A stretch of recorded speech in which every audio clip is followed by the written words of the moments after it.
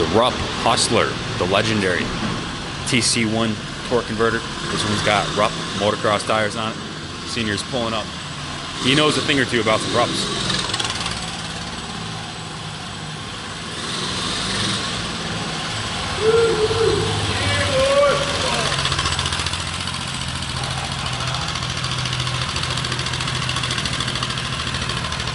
An absolute hoot.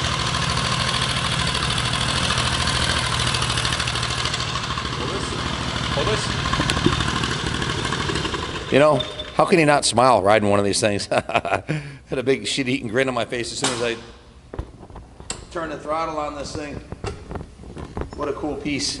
This is a Rupp Hustler. This came from Jeff Castine, the owner of All Sport Cycles. This is his personal mini bike, Rupp Hustler, and he did a complete frame-off restoration on this, including nickel sill plating the cylinder, boring and nickel sill plating the cylinder, which is something, as soon as you get on the bike and start it, the motor feels as tight as they were brand new. It feels like a brand new Rupp. In fact, I've never ridden one that was quite this good. Most of the ones I rode were, you know, kind of clapped out actually. So this is a real treat to ride compared to anything I've ever ridden that said Rupp on the tank.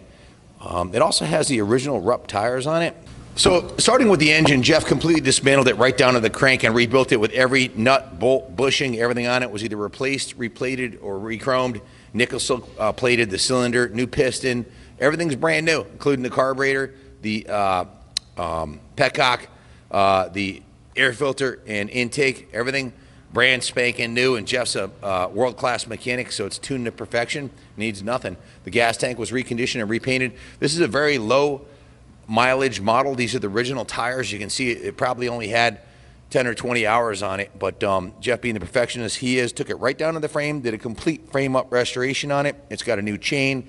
The frame's been painted. The upholstery on the seat looks brand new. The handlebars, the cables, everything's in mint shape, even safety wired the throttle cable on. So Jeff's a perfectionist. We call him the Manic Mechanic. And look at this thing. The original fenders are in beautiful shape. I'm not a Rupp specialist, but from what I can see, we've been out to mid-Ohio. These were originally made in Ohio by a gentleman named Mickey Rupp, owned the factory. In 1971, at the peak, they had 800 employees, including 23 engineers. They had a styling department, and these were the bomb. This is as good as you could get for a mini bike. American-made front to back, including the motor. It's a Tecumseh right here in America. Really cool exhaust system with a high-rise exit underneath the seat. Chrome pipes, even has a spot for a license plate. Nice comfy seat. Cool looking swing arm. The shocks look badass. Big chain and sprocket and knobby tires. So, What's the displacement on this bike? You know, that's a good question. I'd have to look it up, but it's fast, I can tell you that much. Yeah, it will be street legal in most states without actually needing a registration, as long as you're a licensed driver. What the hell you know about that? He's talking mad shit. Who knows if it's street legal? Doesn't look street legal to me. I think you're going directly to jail if you ride this on the street. That's just my opinion. Street legal. Maybe in Mansfield, Ohio, right here, where it says a product of Rupp Industries, Mansfield, Ohio. Look at that chain guard. Maybe there it is, you know, because they have Heritage. fond feelings for Rupp. But I think in Rockville, you're going straight to jail. You ride this on the street. Do not pass go. I think Chief Kenny will have your ass thrown in the clink.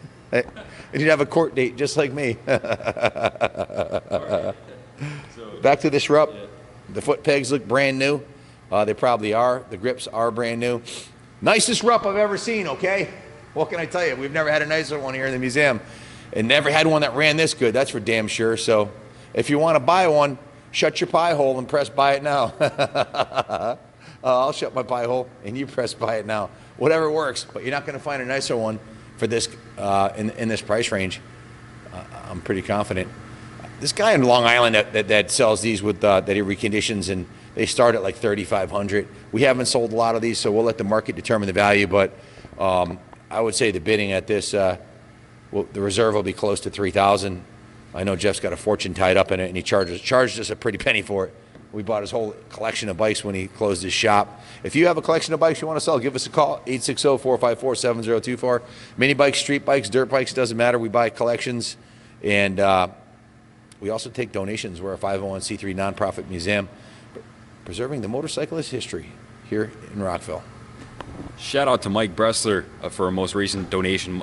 Mike made a considerable donation to the museum, and for which we're very grateful for. So Mike's the man, big supporter of the museum. Mike, we got the Wizard and Jimmy on your 250 today, putting the new hot rod ignition in it, and we're going to tighten that thing up and make it badass, even more badass than it already was. Thank you for the donation, Mike.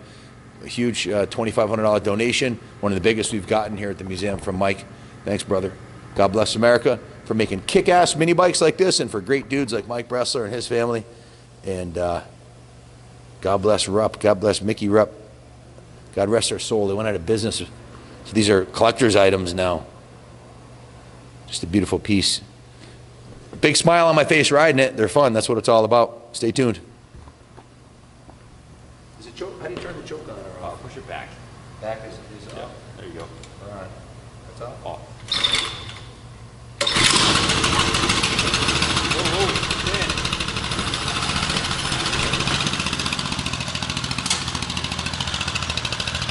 That was a little rough. I need a little practice.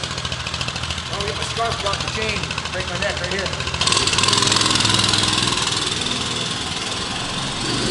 Ship it anywhere in the States, guys, inexpensively. Mini bikes are private. Shippers are willing to work with you on. So good luck bidding, and God bless America.